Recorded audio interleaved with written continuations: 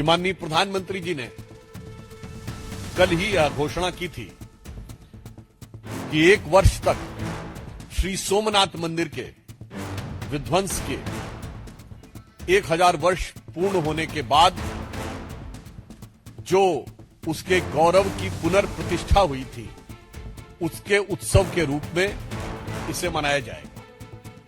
यहां पर विषय मात्र एक मंदिर नहीं है, यहां पर विषय श्री नरेंद्र मोदी जी मात्र एक प्रधानमंत्री नहीं, और यहां पर विषय तमाम विरोधी दलों के द्वारा किया जा रहा व्यक्तिगत विरोध नहीं है।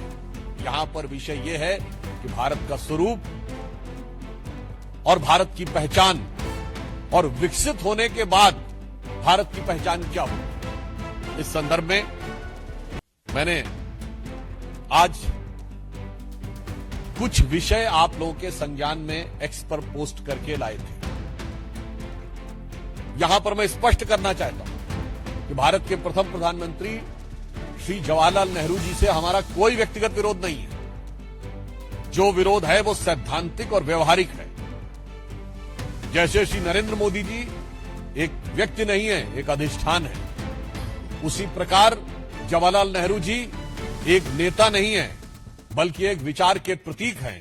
और वो विचार भारत के लिए कितना भयावह और खौफनाक था और उसके उस असली चेहरे के ऊपर कितना बड़ा पर्दा डाल के रखा गया था, वो आज जानने की आवश्यकता है। जैसा कि आप सबने देखा होगा कि बहुत ही दुखद बात है कि अप्रैल 1951 में जवाहरलाल नेहरू जी पाकिस्तान के तत्कालीन प्रधानमंत्री को पत्र लिखते हैं। और उल्लेखनीय बात यह भी है कि लियाकत अली जो पाकिस्तान के फर्स्ट प्राइम मिनिस्टर बने, यह अंतरिम सरकार में यानी 1946 2 सितंबर को जब नेहरू जी प्रधानमंत्री बने थे तो उनके वित्त मंत्री थे और बजट उन्होंने प्रस्तुत किया था अंतरिम सरकार का। और इस बात का उल्लेख प्रणब मुखर्जी जी ने अपनी 2009-10 की बजट स्पीच में भी किया है। उनके लिए लिखते हैं माई डियर नवाबजादे, यानी वो डियर भी हैं और नवाबजादे भी हैं। सम्मान से अभिभूत होकर वो ये कह रहे हैं कि मैं ये बात स्पष्ट करना चाहता हूं कि जो सोमनाथ का मंदिर में हो रहा है वो बिल्कुल गलत है, उसको लेकर कोई प्रचार दुष्प्रचार नहीं करना चाहिए।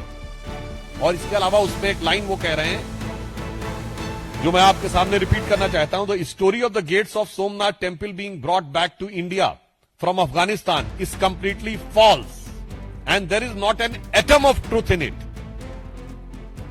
तो साहब वो ये कहते हैं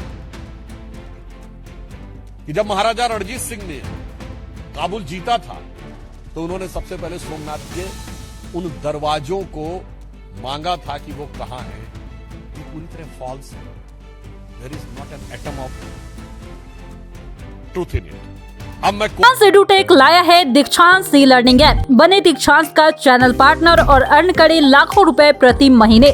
चैनल पार्टनर बनने के लिए विजिट करें www.dikshans.com। हमारे YouTube चैनल को सब्सक्राइब और Facebook पेज को लाइक करना ना भूलें।